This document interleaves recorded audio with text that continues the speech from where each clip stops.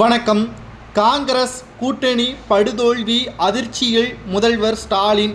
India கூட்டணி மண்ணை கவ்வியது. எதிர்பாராத திருப்பத்துடன் பாஜக ஆட்சியை அமைக்கிறது.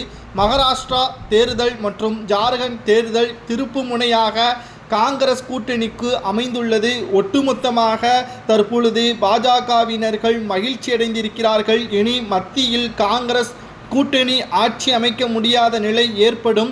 இன்னும் 10 ஆண்டுகள், அதாவது 10 முறை மத்தியில் தேர்தல் நடைபெற்றாலும் அதில் பாஜக தான் ஆட்சி அமைக்கும் என்பது இந்த தேர்தல் மூலமாக எதிர்பாராத திருப்பத்துடன் இந்த தேர்தல் அமைந்துள்ளது. அதாவது ஒரே கட்டமாக 288 சட்டமன்ற தேர்தல் கடந்த மாதம் 20ஆம் தேதி நடைபெற்றது மகாராஷ்டிராவில். இந்த தேர்தலில் பொதுமக்கள் நீண்ட வரிசையில் காத்திருந்து வாக்குகளையும் செலுத்தினார்கள். 20ஆம் தேதி பதிவான வாக்குகள் இன்று காலை 8 மணி முதலே எண்ணப்பட்டு வருகிறது. இந்த நிலையில் பாஜக காங்கிரஸ் இடையே தற்பொழுது இழுபறி நீடித்து வருகிறது. அதன்படி பாஜக கூட்டணியும் காங்கிரஸ் கூட்டணியும் சம பலத்துடன் 10 தொகுதிகள் வித்தியாசத்தில் உள்ளது.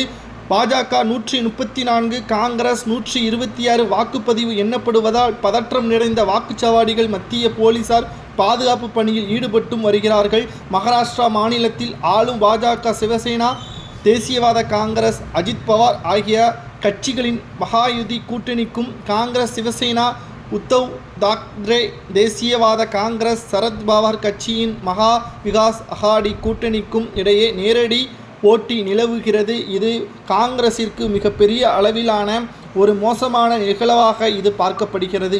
ஏனென்றால் 5 ஆண்டுகள் மோடியால் பிரதமராக நீடிக்க முடியாது என்று கடந்த 2024 மக்களவைத் தேர்தலின் பொழுது மோடி அவர்களுக்கு எதிராக இந்தியா கூட்டணி தெரிவித்திருந்தது. ஆனால் அடுத்தடுத்து நடக்கக்கூடிய சட்டப்பேரவை தேர்தல்கள் அனைத்தும் பாஜகவினர்கள் வெற்றியடையக்கூடிய வகையிலும் தற்பொழுது 134 தொகுதி முன்னிலையில் இருக்கக்கூடிய பாஜக நிச்சயமாக மகாராஷ்டிராவில் ஆட்சியை அமைக்கும் என்றும் தற்பொழுது தகவல்கள் வெளியாகியுள்ளது.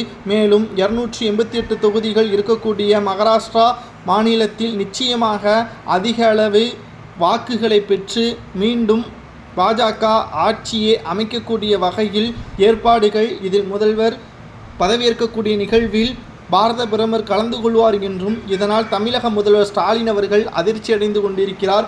ஏனென்றால் மத்தியில் காங்கிரஸ் கூட்டணி அமைத்தால்தான் தமிழக அமைச்சர்கள் வழக்குகள் ஜாமீனில் ஒட்டுமொத்தமாக ரத்து செய்து சுதந்திரமாக சுற்றித் திரிய முடியும்.